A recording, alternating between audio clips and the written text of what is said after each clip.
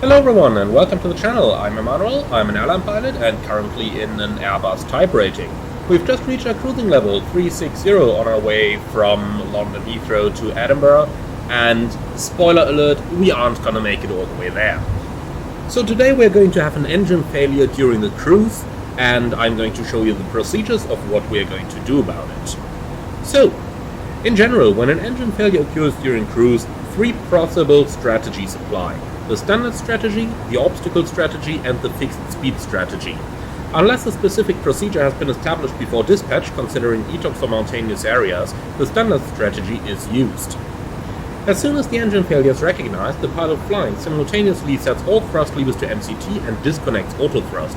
This ensures that maximum continuous thrust is available on the remaining engine, and that auto thrust cannot reduce thrust when the drift down is commenced. In cruise, the pilot flying sets a heading appropriate and pulls, and determines the engine out recovery altitude. That is going to be available on the performance page of the FMS, but I'm going to show you that in a few moments. When ready for descent, the pilot flying sets the speed and pulls, sets the engine out recovery altitude and pulls to engage for open descent. Now this is the point where it is important that the auto thrust has been deactivated previously, because otherwise the remaining engine would just go down to idle, and we want to avoid that happening. When appropriate, the pilot flying requests the ECAM or OEB actions. At high flight levels, close to the weight limits, the aircraft speed reduces quickly. Thus, the flight crew should not delay to descent, and the flight crew must not decelerate below green dot. However, when you're flying in a busy airspace, especially airspace like we have it here over the UK, then we certainly want to make sure that we do not just descend into the next airplane directly below us. So, you can see we've got a little bit of margin here, that's like 30 knots to the green dot speed, and even though Airbus says that the speed is going to reduce quickly, you still have a little bit of time, so it is an idea just to put the remaining engine into MCT, press the auto thrust disconnect button, and you will have about a minute until the speed reaches green dot. So if you can, then do request your descent from ATC. If you can't reach them, or if they don't give it to you, by all means just initiate the descent yourself while turning off track. So, carrying out the ECAM actions should not be hurried, as it is important to complete the drill correctly. Now, I started this by advising you of three possible strategies, and I want to highlight those to you now. So first of all, we have the standard strategy. In that, you set the speed target to Mach 0.78 or 300 knots. That speed is chosen to ensure the aircraft is within the stabilized windmill engine relight in-flight envelope.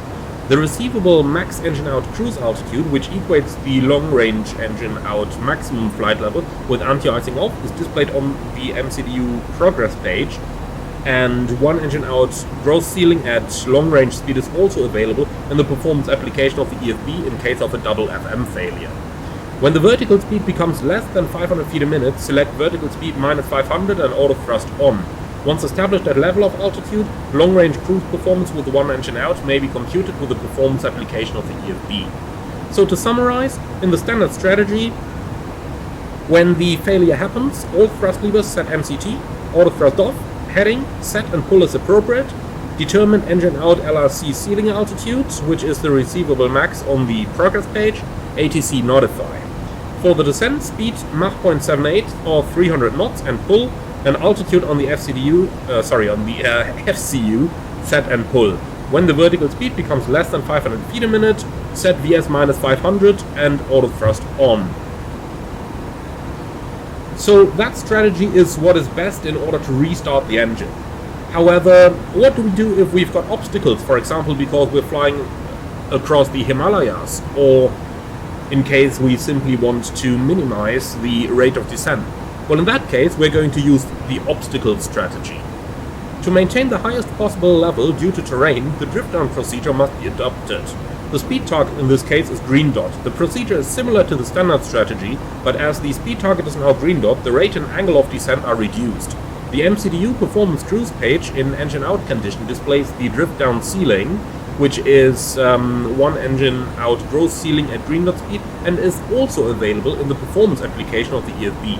When clear of obstacles, revert to standard strategy. So what would we do? Well, when the failure happens, all thrust levers set MCT, auto thrust off, heading set and pull as appropriate, determine the drift down ceiling from the performance cruise page, notify ATC. Speed, set green dot, speed and pull, and altitude on FCU, set and pull, and when clear of obstacles, return to the standard strategy, which would then be speed increase in order to facilitate a windmill start. The last one we have is the fixed speed strategy, and that basically refers to the fixed speed strategy recommended for ETOPS operation. And in that, as the name suggests, you will simply maintain a predetermined fixed speed. For example, on the North Atlantic, when you have several other aircraft close by and all of you are separated using a set Mach number, then you would maintain that Mach number until you leave the organized track system below level 280. So that is basically the fixed speed strategy in a nutshell. Okay then, let's go ahead and initiate an engine failure, and for that I'm going to use the TOLIS lock-in over here. So, fault scenario, add new fault, and we want, let's say, an engine, provided I can find that. Here we go, engine number 2. Last time we blew up number 1, today let's blow up number 2, and we'll take an engine failure with damage. Okay, at time, let's say in 20 seconds, apply now. Okay, so that is our engine failure on. So we're sitting here in cruise, not expecting anything. We've just ordered the coffee, and we are just nicely cruising along, enjoying the lovely view of the clouds around us. Such a reliable and beautiful airplane, the 320, isn't it? Or so you thought. Okay, engine fail. So, MCT, auto thrust disconnect. Okay, we've got a little bit of time. You can see the speed over there, above the green dot. Mayday, mayday, mayday, Airbus 320 engine failure, request descent to flight level 240. Okay, speedbird 320, descend to flight level 240. Okay, so that's 240 and turn right heading 010 due to traffic. Okay, heading.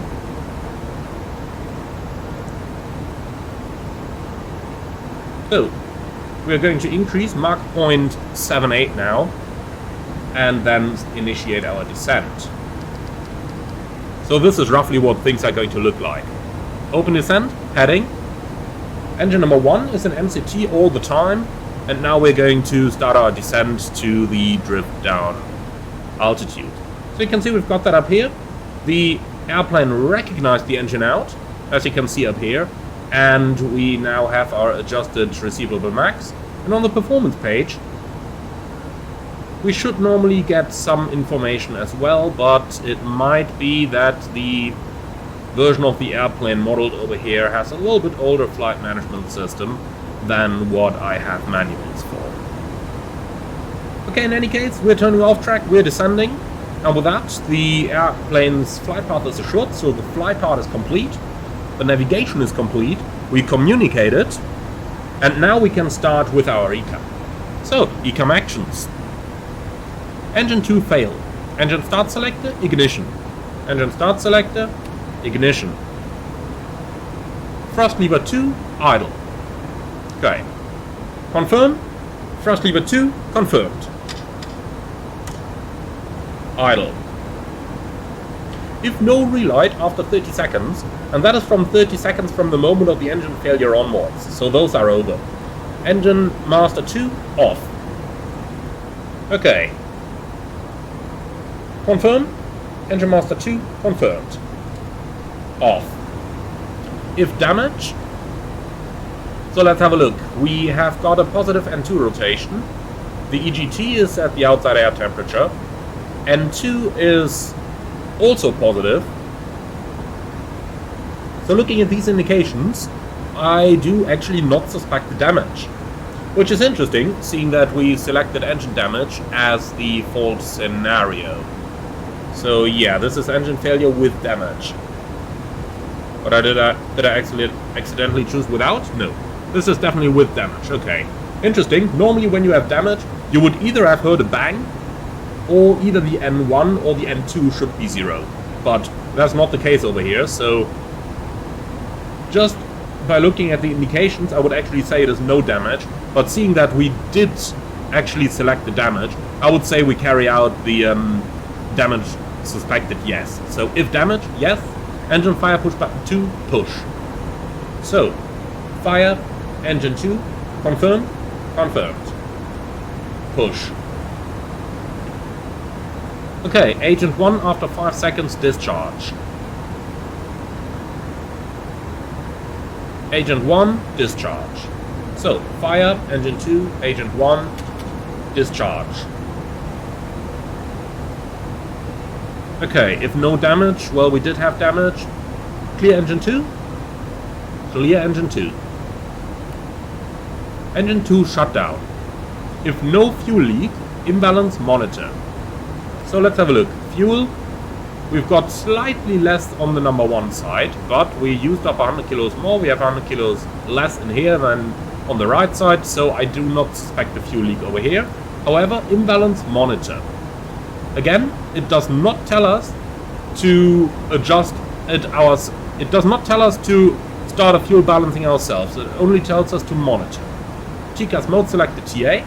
TCAS mode selector TA. Thrust bleed shut.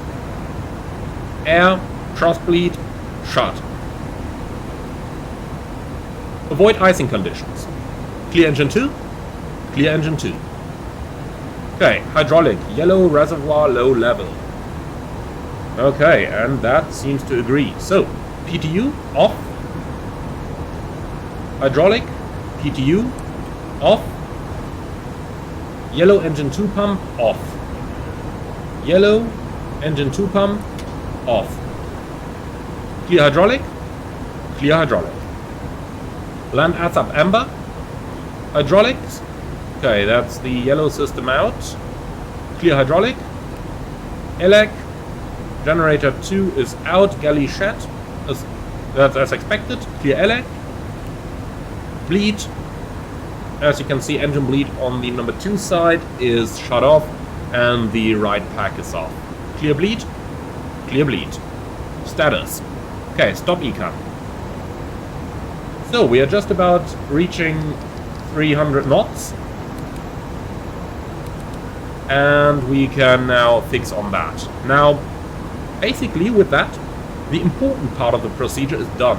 So, the engine is now secured. However, let's go ahead and read the status page to see what else is coming for us.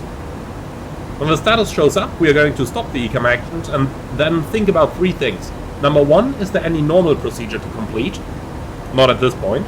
Number 2, can we reset the computer to fix the problem? Certainly not in case of an engine failure. Number 3, can we relight the engine? Now, we said the engine was damaged, so there is no way we are going to attempt a relight. Okay, and with those things considered, continue ECAM. Okay, status. Landing distance procedure apply. 1 pack only if wing anti-ice on. Flaps slow. Cat 3 signal only.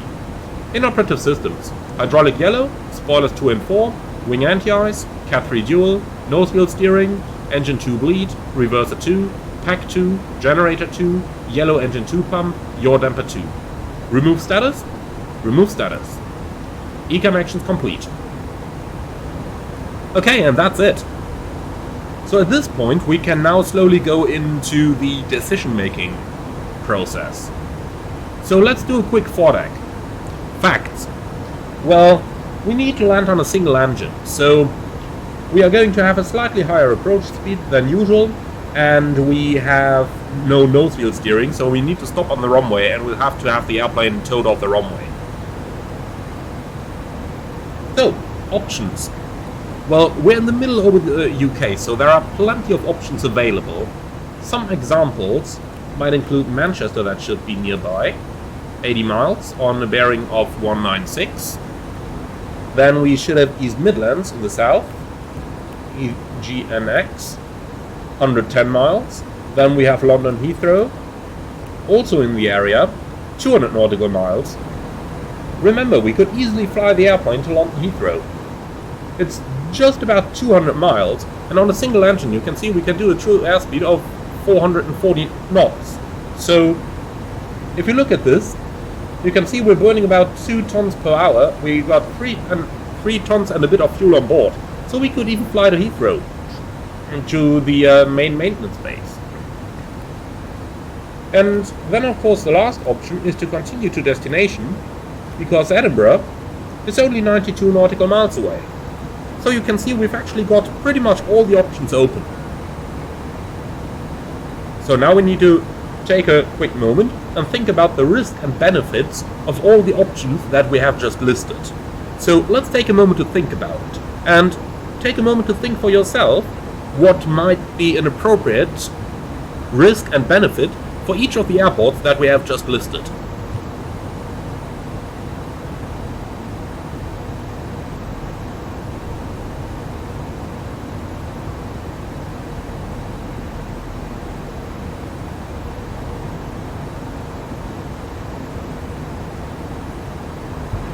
Alright, have you thought about something?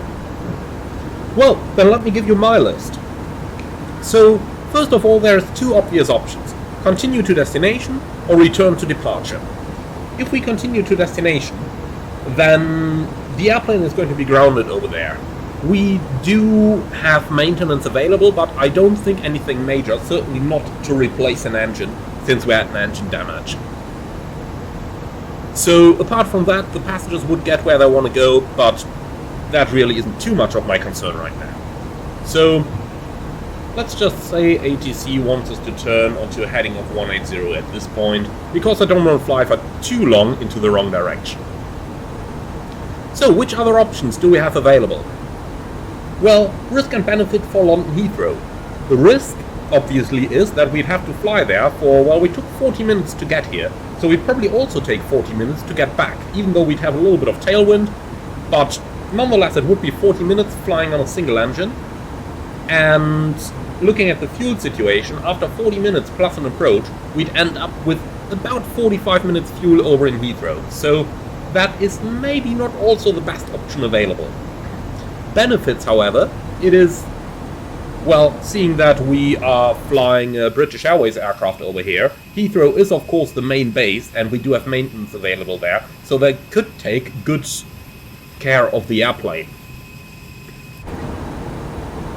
So let's think about the next possibility. How about we go to Manchester, which is rather close by? Well, Manchester is a base, and they do have maintenance there, even some larger maintenance, so that they could swap the engine. Risk of going there? Well, let's see again, how far is it? Manchester, 105 nautical miles, so it would actually be quite a quick flight to go there. Now, is there any risk associated with going there? Well, it is not among the airports that we initially checked, so why don't we just about go ahead and check for our weather over there. So get me the weather of Manchester, please. Request, please. So let's have a look into the weather over at Manchester and then see what we're gonna say about that.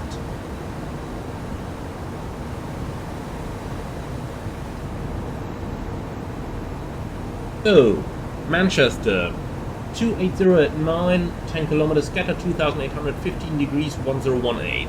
Okay, so the obvious risk is that passengers are gonna complain because it is too cold. But they wanted to go to Edinburgh, that is just 16 degrees, so that is out of the options. Okay, just joking. I do not see any obvious risks going there, but I do see the added benefit of maintenance available and the ability to exchange an engine over there. Okay, so now we've got to decide. So I would say we're going to divert to Manchester. So let's go ahead and execute that. General direction 205, so let's go heading 200. Or let's go 205 straight away. And then let's initiate our diversion towards Manchester.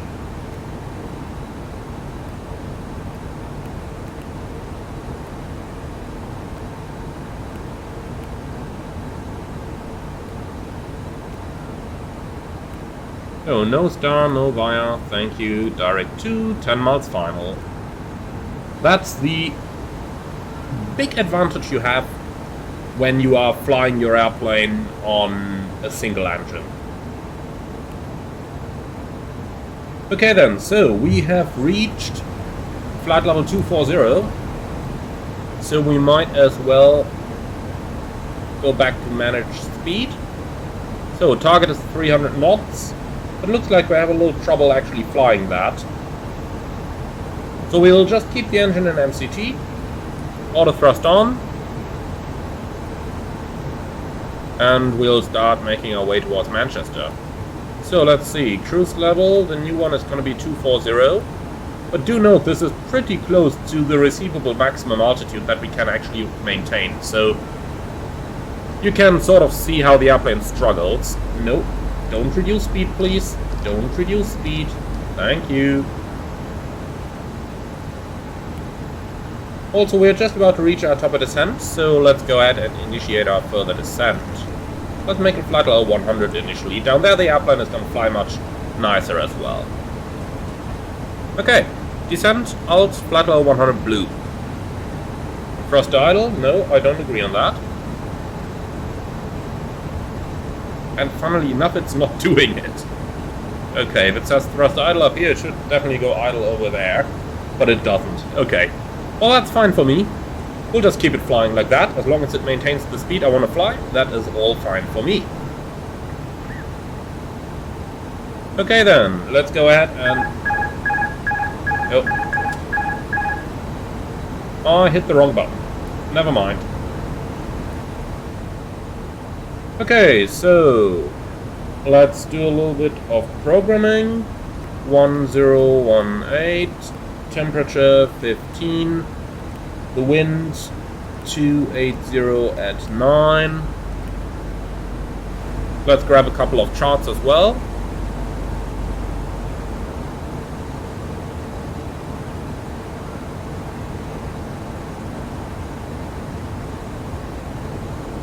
Oh, ILS approach runway 23 right, minimum's 449. Now I am going to do a config 3 approach just because it flies a little bit nicer. So landing flap 3, auto brake.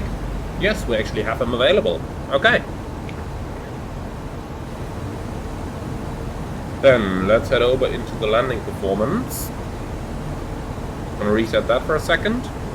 So 23 right, the weather is alright, runway is dry, I can't believe it, we're in the UK and it's dry. Okay, landing weight, let's see.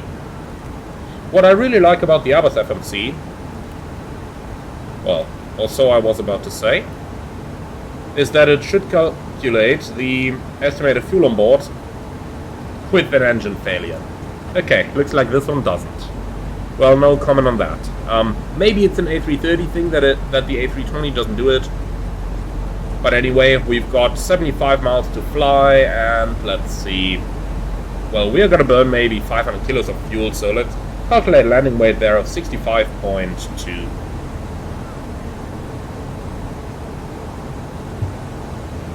So 65.2, config 3, air conditioning on, brake mode, low, reverser. I'm going to select those off.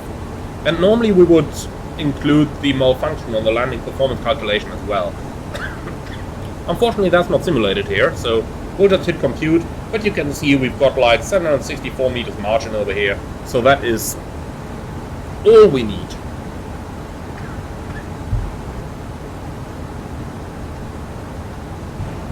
Okay, perfect. So landing performance is calculated. Then let's have another quick look into the status page. Landing distance procedure apply, we've just done that. One pack only, wing anti-ice on, flaps slow, Cat 3 signal only. What it does not tell us on here is to consider using the APU, but I am going to do that now. Also, passenger signs can come on, and we'll quickly talk to the passengers in a moment as well. Okay. Ooh, some nice IMC we're going through. Engine anti-ice on. I really don't want to lose the remaining engine.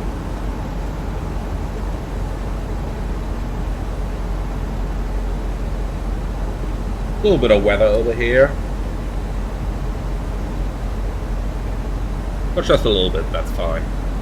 Okay then, let's quickly do PA to the passengers, and then we do the approach briefing. Ladies and gentlemen, from Flytech, this is your captain speaking. As you have probably noticed, we had a minor technical malfunction with our aircraft, and we have now started our descent. Unfortunately, this technical means that we can no longer continue our flight to Edinburgh, but instead we are going to fly to Manchester now, which is also close to the ocean and also has nice 15 degrees centigrade and even a little bit nicer weather forecast for the remainder of the week. Rest assured, our airline is already working on getting you onto a replacement aircraft on your continued journey to Edinburgh, and we would like to apologize for the inconvenience caused.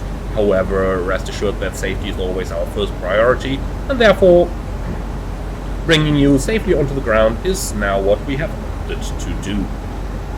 We would like to apologize for the inconveniences caused. Nonetheless, we hope for your understanding, and once we are on the ground, the handling agents are going to meet you with a further travel plan to get you safely and quickly to your destination. Thank you very much for your attention, we hope for your understanding, and we will be landing in Manchester in approximately 15 minutes. Okay, that's the cabin crew, that's the passengers dealt with, so let's go ahead and continue with our approach briefing. So, the pilot monitoring is going to lead the briefing. For that reason, let's change over to the PM seat. Hello, hello. And continue with our approach briefing. So,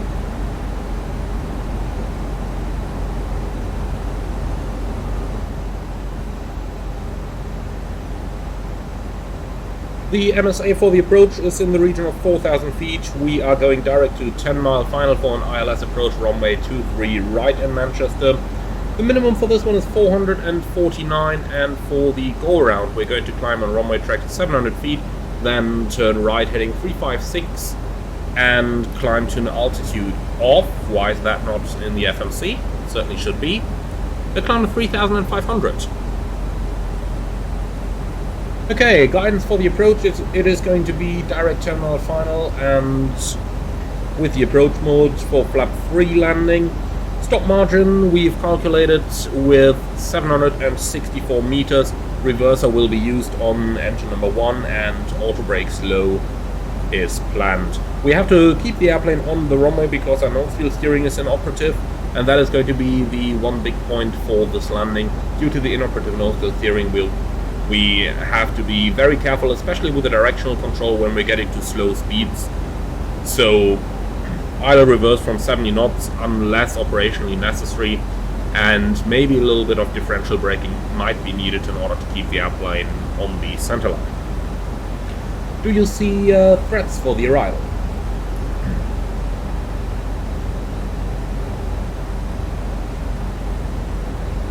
Yeah, as you mentioned, the directional control is a bit of a threat there. Also the go-around, it is quite hilly up in the north. For that reason I put my terrain display on up here, so that we can foresee any of that terrain coming. In any case, going up to the north, 3,500 is the MSA over there, so it may be an idea just to go straight ahead and climb over the water in case of missed approach. I actually think that is a good idea, so let's go ahead and do that. In case of missed approach, we'll coordinate with our traffic control that we can climb on the runway heading to an altitude of 3,000, and that should take us straight out to the water. Let's have a look over here, what that looks like. Yeah, that is alright. Okay. Any questions on the approach briefing? No? Very good. Let's go manage speed, start our deceleration.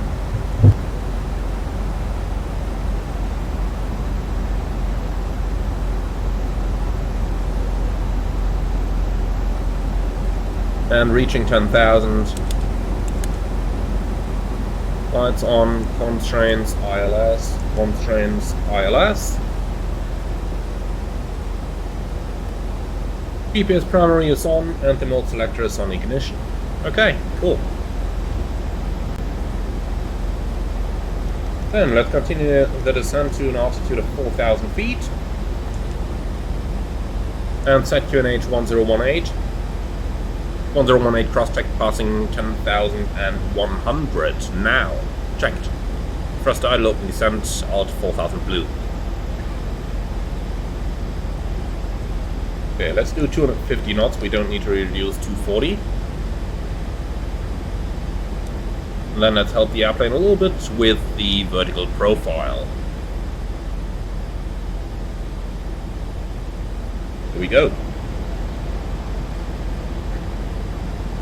Okay. Approach checklist, please. Barrel RAF, QNH 1018, seatbelts on, minimum, barrel 449, auto brake, low, engine start selector, ignition, approach checklist complete.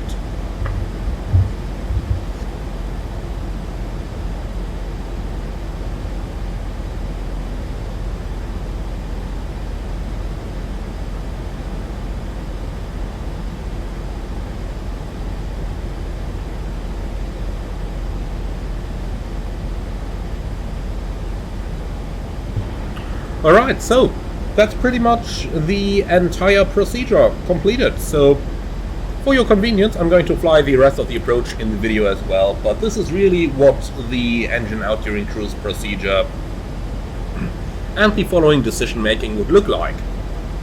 At this point, if you're still watching, do drop me a comment in the below the video and tell me what you think, what kind of decision you would have made, and if there would be other factors or other airports even that you would have taken into account. Okay, we're back on profile. E-brake in, descend, and manage speed. So let's go down to 3,500, and from there we are going to start the approach.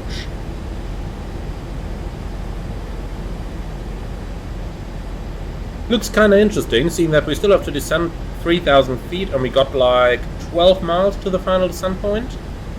That does seem a little bit high to me, but yeah, it just seems a bit high to me. Anyway, let's keep the managed mode and see what it's gonna do. I'm eager to see how the Airbus is going to perform like that.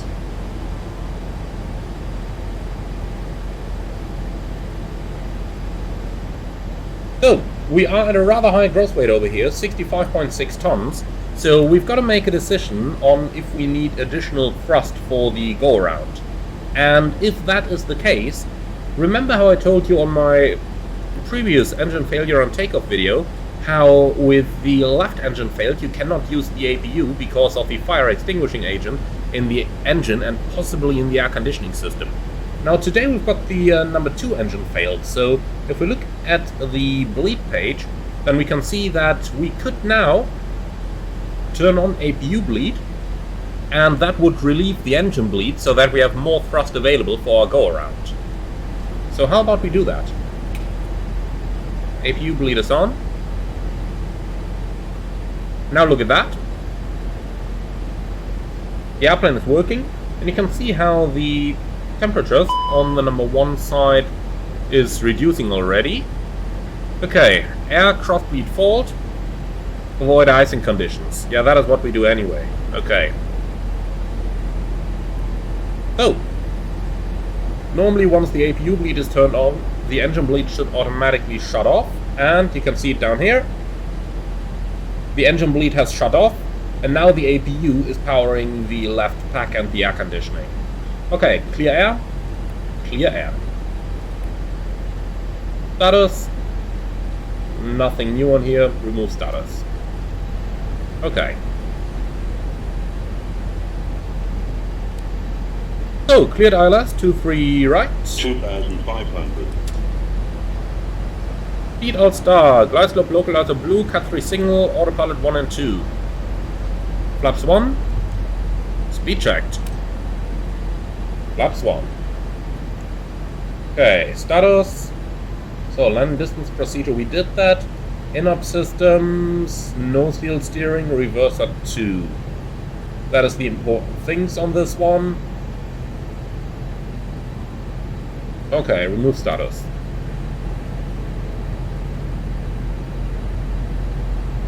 Lock star. 2,500. Correct. Flaps 2. Speed checked. Flaps 2. Lock. Glide slope star. Go around altitude 3,500 set.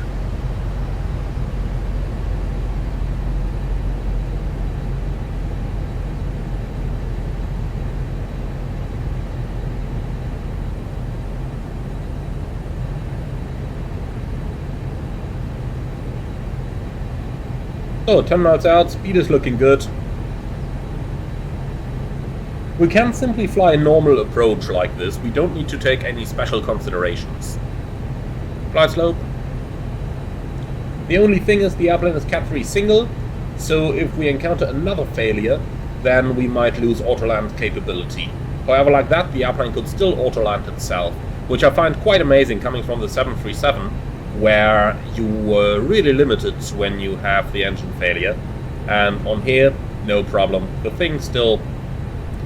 The autopilot is available in so many situations. That is just great. 2,500. Check.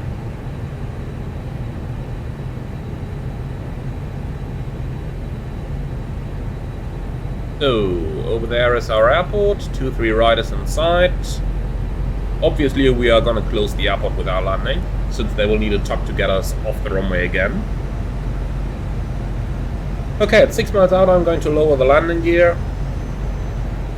What I want to avoid is dropping the gear too early. Now, as we're established on the glide, it is no problem at all. However, imagine a situation where it is really hot outside, you're at the maximum landing weight, and then you try to fly a level segment with gear down and landing flaps in order to achieve an early stabilized approach. That might become an issue because there might be so much drag with the gear down and the flaps and landing configuration that you may not be able to fly that. Okay, gear down.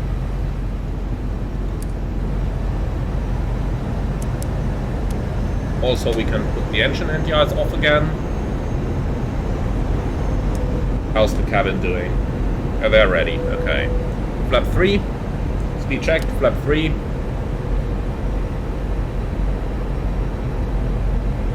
Let's add some 5 knots over here to the V approach. Just want to give myself a little bit of margin. Okay, landing checklist, ECA memo, landing no blue. Landing checklist complete.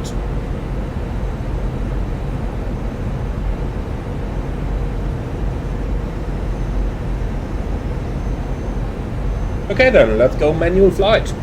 We could do an auto land, but I want to have a little bit of fun as well. Cat 1. Runway at 12 o'clock. So, Manchester 2-3 right is a runway that I'm prone to do positive landings on. The reason is that you've got quite a strong uphill slope pretty much until the aiming point.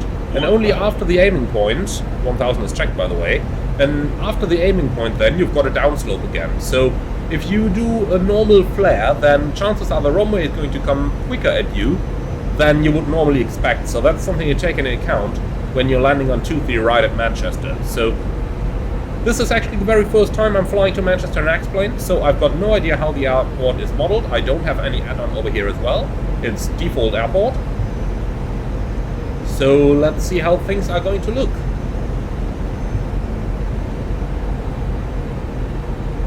500.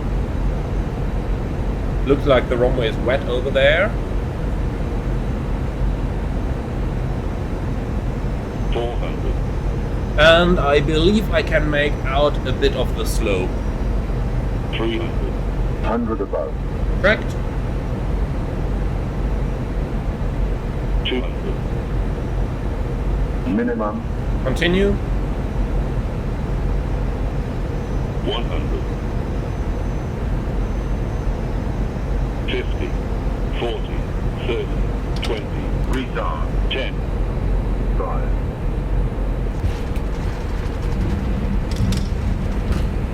Okay, spoiler. Reverse green. Decel.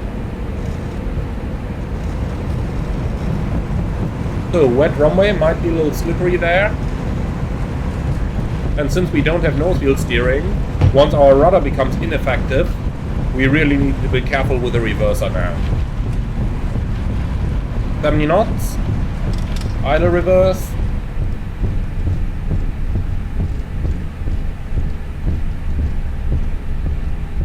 Manual brakes.